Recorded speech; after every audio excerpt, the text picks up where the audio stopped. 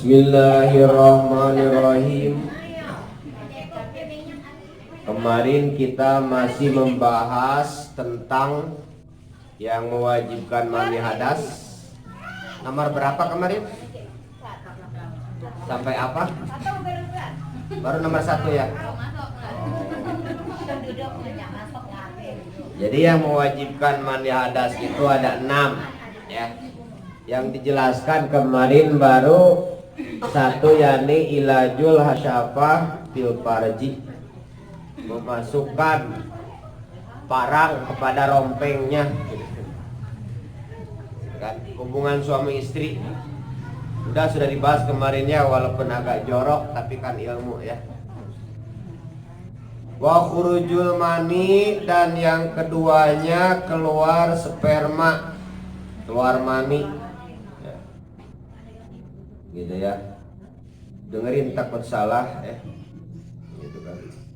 Yang kedua yang mewajibkan mandi hadas yang kedua adalah keluarnya mani, yakni mani diri kita sendiri ya. Ai manisya sinapsil khariji minhu awala maratin fil yaqdatin aw fil naumin. Keluar maninya, asal keluar mani wajib mandi hadas, baik keluar maninya mimpi ya, atau keluar maninya waktu siang ya. Ngebayang cowok ganteng sahrukan misalnya, keluar mani, nah itu langsung wajib mandi hadas ya, misalnya gitu kan.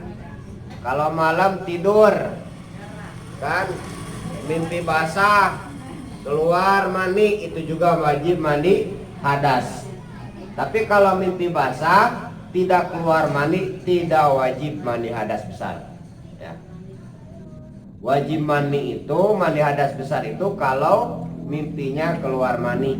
Kalau hanya mimpi basah aja, mimpi kawin tapi tidak keluar mani, tidak jadi masalah. Beda dengan suami istri tidurnya telanjang, tahu-tahu masuk sedikit, walaupun tidak keluar tetap wajib mandi hadas besar ya. Baik sengaja atau tidak disengaja ya, tetap wajib mandi hadas besar gitu ya. Ini harus jelas benar-benar, takut salah paham ya kan, walaupun agak-agak jorok ya. Amin goiri ida kana mustaqiman ya. Ay akhraja lahu ilatin lakin bisa ayakuna min subi rajul wa taribul maidakan mutarmasan istidad. Panjang juga ini.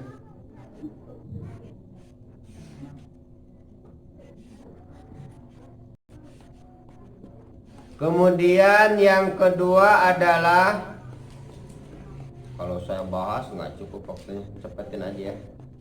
Yang kedua adalah haid, yang penting-penting aja ya. Haid, apa yang disebut haid adalah damun, darah ya, tabiatun, watak yang biasa, yang rujuk keluar min aqso rohmil mar'ati, daripada pangkar rahimnya perempuan ya.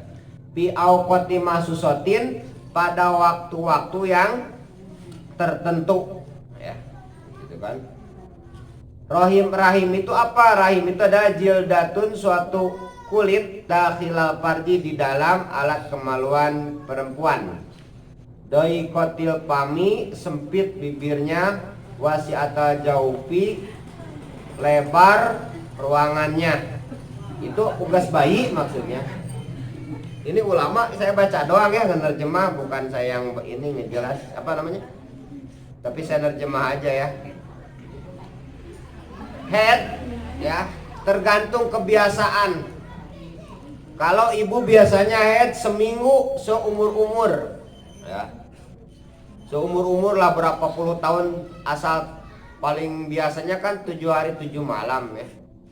Nah, kemudian ada kalanya sudah lewat 6 hari masih keluar darah, sudah lewat 7 hari masih keluar darah.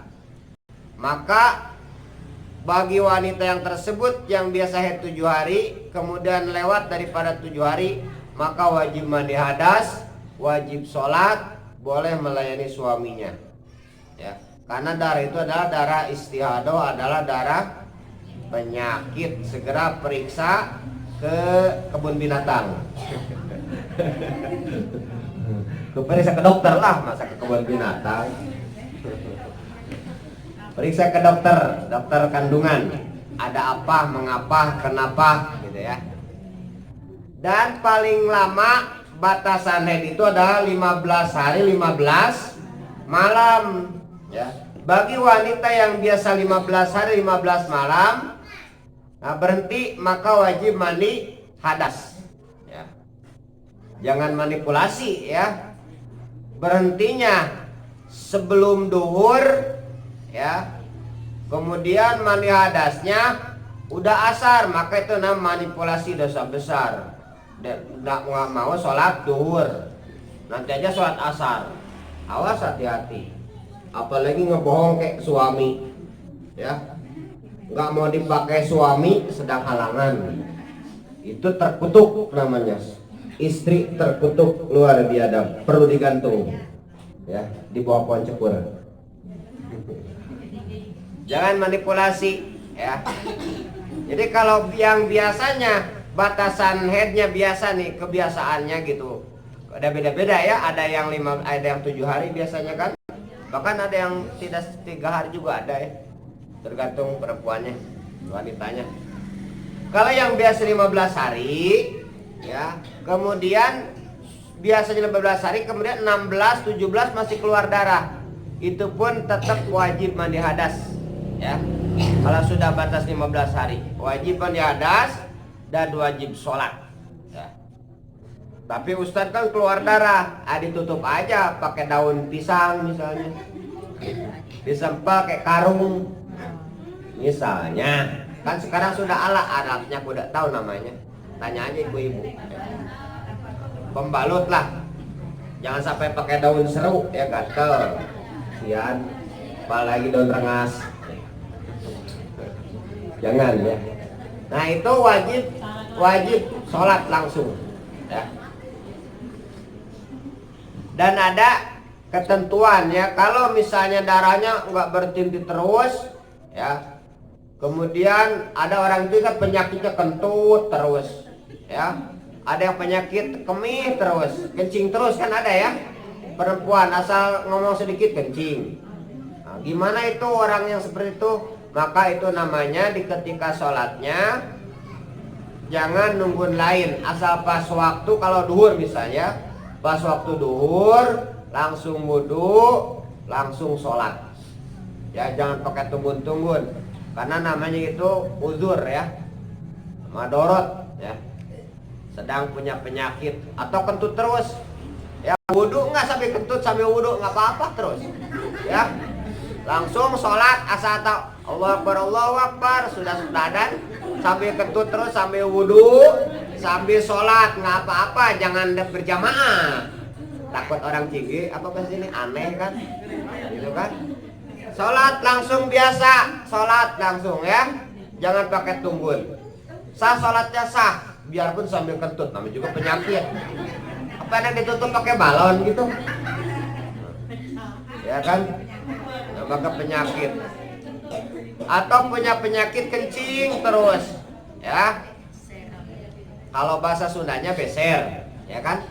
Kalau bahasa Bangkanya nggak tahu. Kalau bahasa Arabnya salis, ya, kencing terus, ya. Nah, itu kalau kencing terus itu juga sama. Nah, balut dulu dengan pempes ukuran XL misalnya kan. Kalau ibu-ibu XL kan. Double X, ya kan. Kemudian wudu, kemudian sholat, jangan pakai tunggun-tunggun, tidak ada alasan, ya. Karena udur sholat itu ada dua, Bu. Alasan sholat bisa dibenarkan oleh hukum syara cuma dua, ya. Satu disebabkan tidur, kedua sebab lupa. Baru itu meninggalkan sholatnya tidak berdosa, ya. Misalnya udur sholati isnani, udur sholat ada dua. Yang pertama naum, tidur, sebab tidur, ketiduran, bukan disengaja, ya.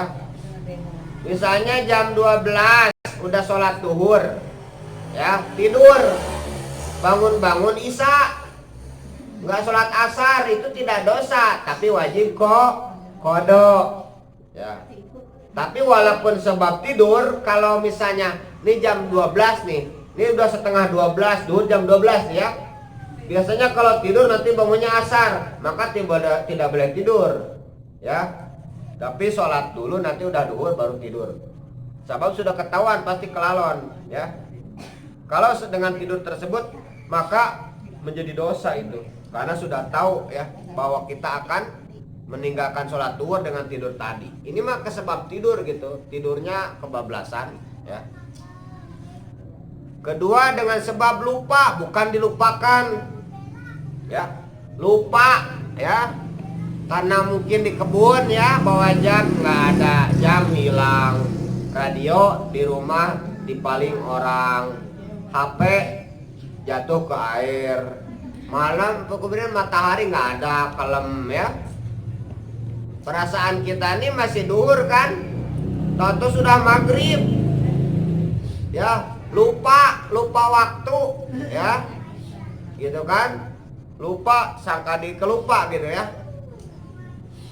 lupa sholat apa belum kun yo. Tidur bangun ya ternyata sudah maghrib. Udah jadi masalah lupa kayak gitu, bukan dilupakan. Cuma dua, nggak ada udur sholat, ada 12. Ketiganya ngerang, ngepah, neritip, ke laut, ke pantai, nata, sekatop, main-main, nggak ada. Tetap wajib sholat. Ini cuma penyakit sakit gigi sedikit yang nggak mau sholat, ya aneh ya. Ngepung orang gotong royong muat kue di orang sedekah nggak sholat, ya nggak ada kalau di kota kapur di Amerika Serikat. Jadi sengaja itu nggak boleh ya. Tidak ada larangan, silakan mau ke Pulau Medang, mau ngerang, mau neritip, sholat di mana Ustaz? Di pasir. Tapi kan kotor, biarin, yang penting suci, ya. Nggak boleh itu kalau najis, ya. Kalau kotor udah jadi masalah, sholat di pasir aja pakai karung, ya kan? Tidak ada alasan, ya. Mending nggak. Hah? Apa? Nggak jadi masalah, yang penting pertama aja dulu, ya. Ya kan? Pertama ngadep kiblat, oh inilah Allahu Akbar, terserah sudah berjalan, nah kemana? Ya. Jadi tidak ada paksaan. Di ketika ada gelombang di perahu ya, kita kan nggak tahu berdiri, nggak apa-apa sambil duduk sholatnya, ya kan? Kita nggak ada alasan untuk meninggalkan sholat. Kalau disengaja, satu kali meninggalkan sholat 300.000 tahun di nerakanya. Dosa 300.000 tahun bu, ngetes aja bu di kompor gas semenit aja, ya kan? Ini 300.000, silakan aja. Ya kalau sengaja, kecuali ada uzur gitu kan.